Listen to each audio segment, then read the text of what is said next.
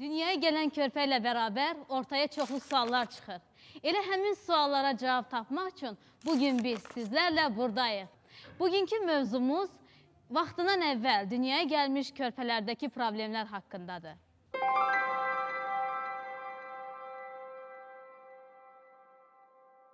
Körpənin dünyaya gəlişi mükəmməl bir prosesdir.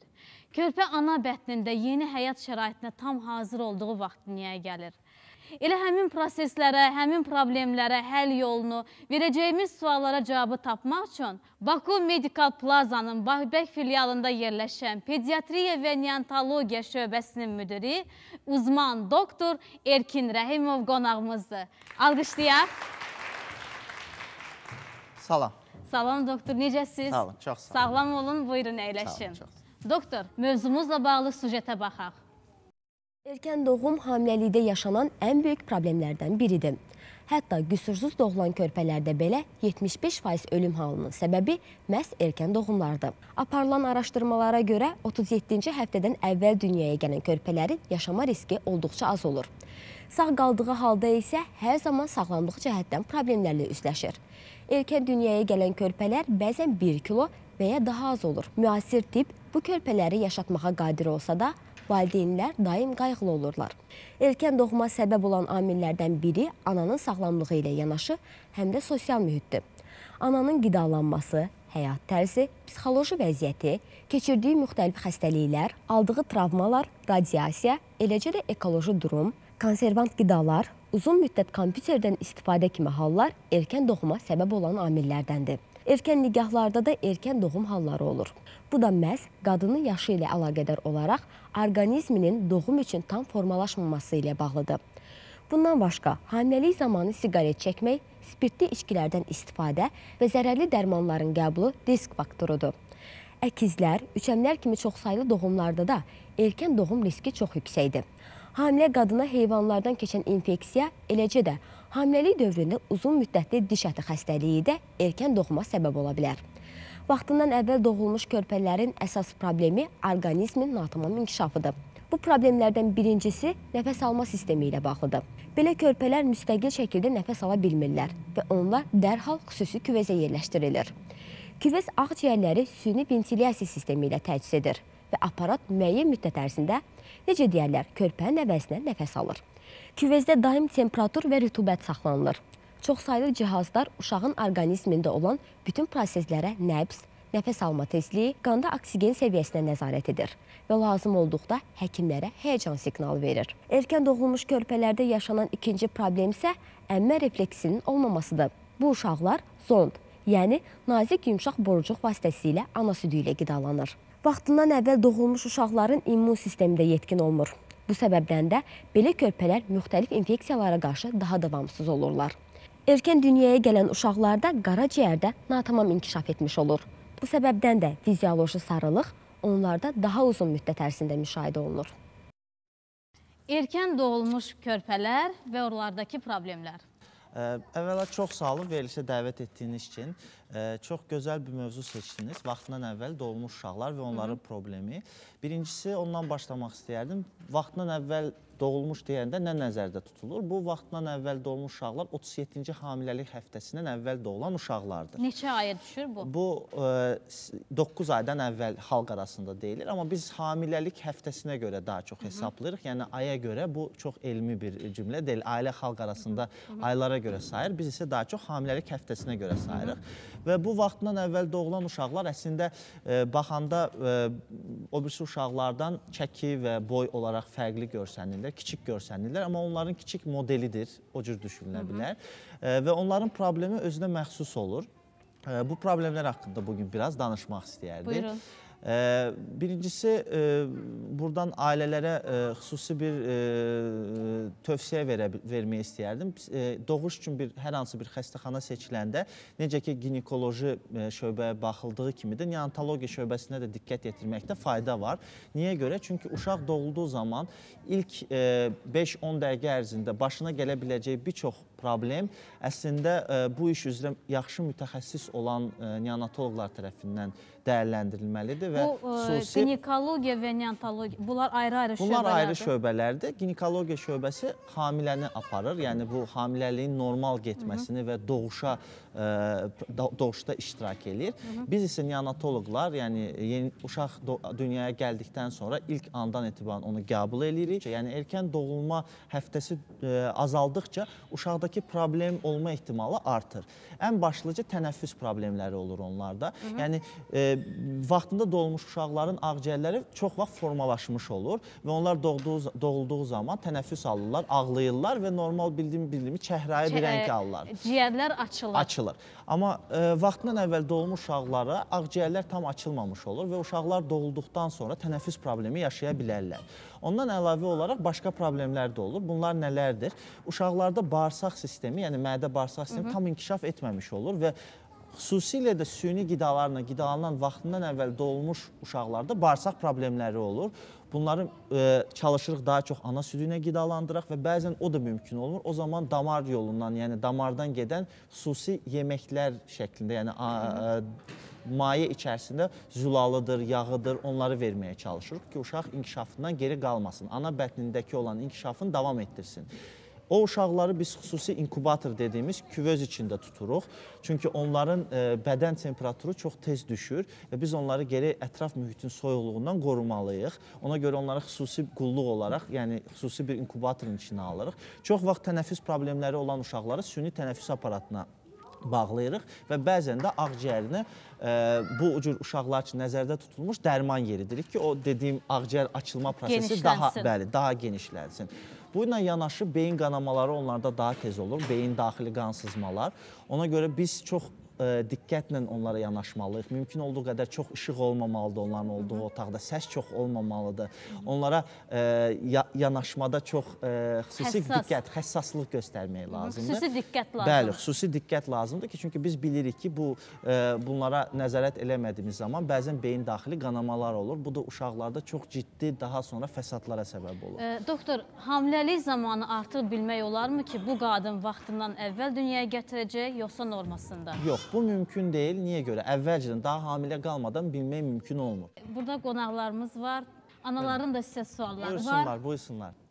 Elkin doktor, bəs vaxtından əvvəl dünyaya gələn uşaqlarda hansı göz problemləri ola bilər? Çox sağ olun, çox gözəl sual verdiniz. Vaxtından əvvəl doğulan uşaqlarda digər problemlərlə yanaşı göz problemləri də olur və xüsusən də burada qeyd eləmək istədim, retinopatiya dediyimiz, yəni vaxtından əvvəl doğulmuş uşaqların retinopatiyası dediyimiz bir mövzu var, o olur. Bu əslində bütün dünyada artıq çox bilinən bir mövzudur və bizim Azərbaycanda da artıq bu müayinələr də aparılır. Bu nədir? Bizim torlu qişamız var gözdə və bunun inkişaf sırasında bəzən damarlar istədiyimiz kimi inkişaf etmir. Və bunlar əgər vaxtında aşkar edilməzsə və vaxtında da müalicəsi aparılmazsa körlüyə səbəb olur.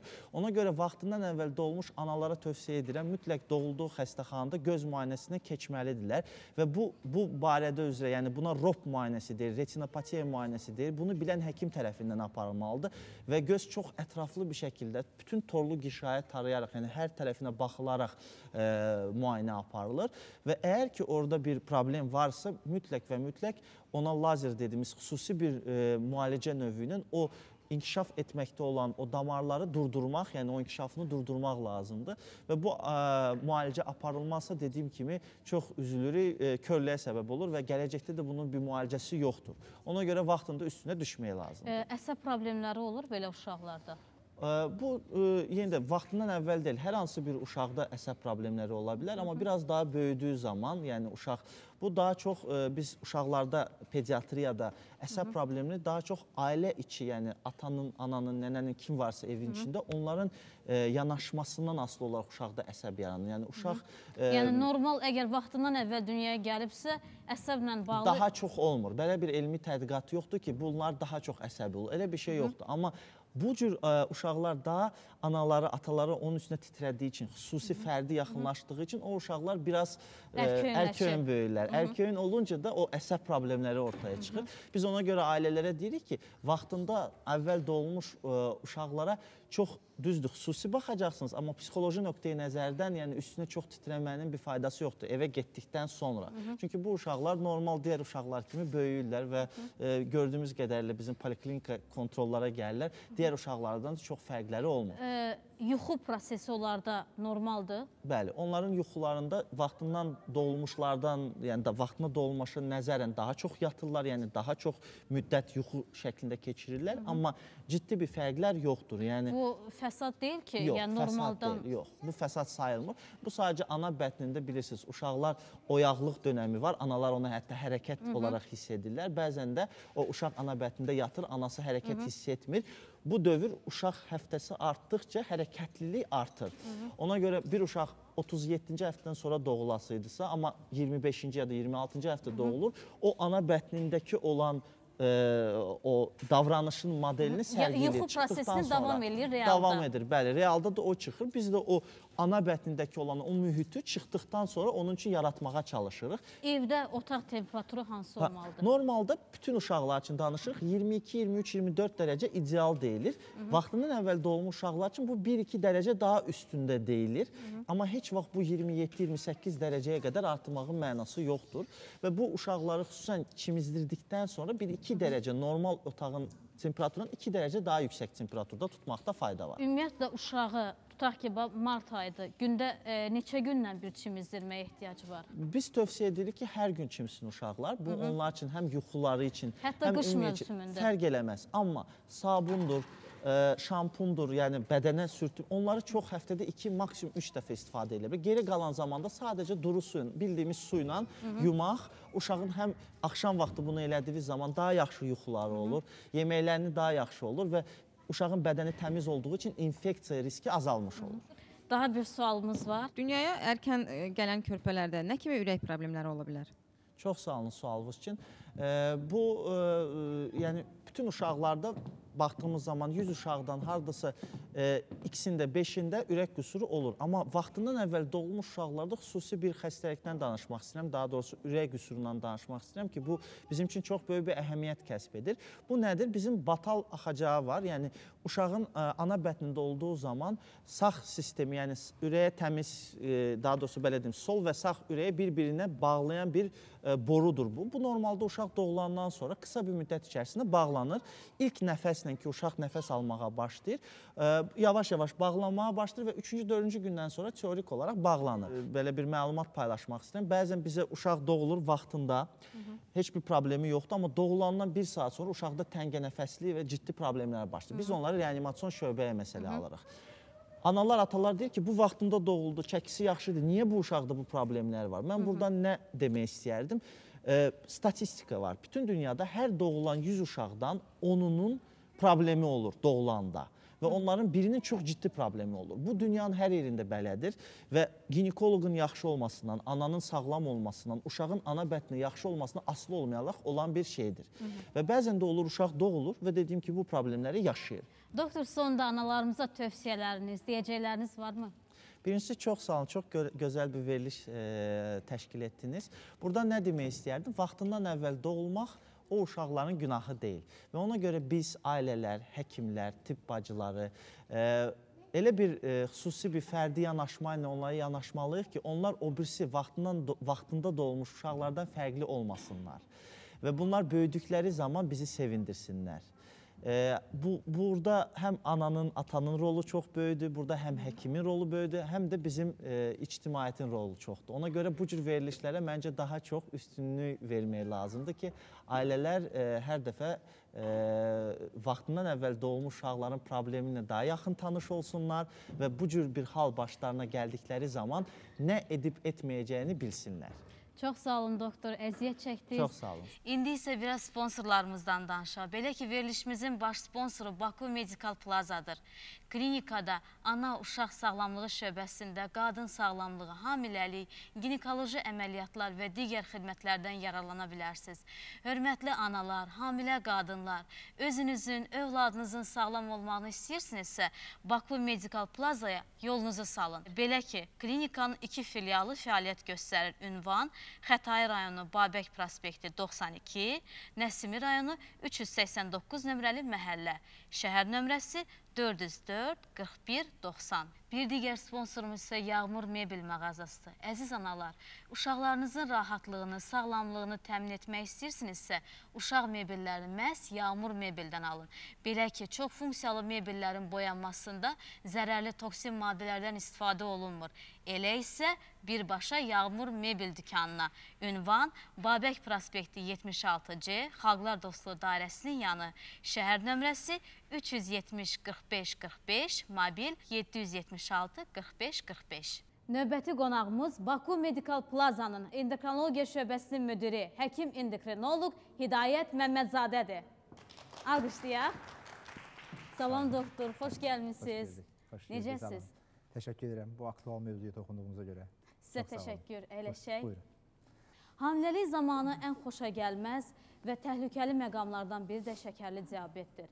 Bu problemin həlli zamanı ciddi şəkildə həkim nəzarəti altında olmaq lazımdır.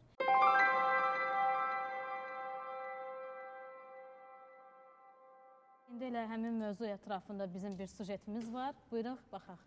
Hamiləlik zamanı gələcək ana bir çox xəstəliklərə tutulma riskinə sahibdir. Bunlardan biri də şəkərli diabetdir. Şəkərli diabet hamiləliklə əlaqədar yarana biləcəyi halda hamiləlikdən əvvəl də diabet xəstəliyi ola bilər. Hər iki halda da bu həm ana, həm də bətindəki körpə üçün təhlükəli sayılır. Diabet bədən kifayət qədər insulin ifraz etmədiyi zaman meydana çıxır.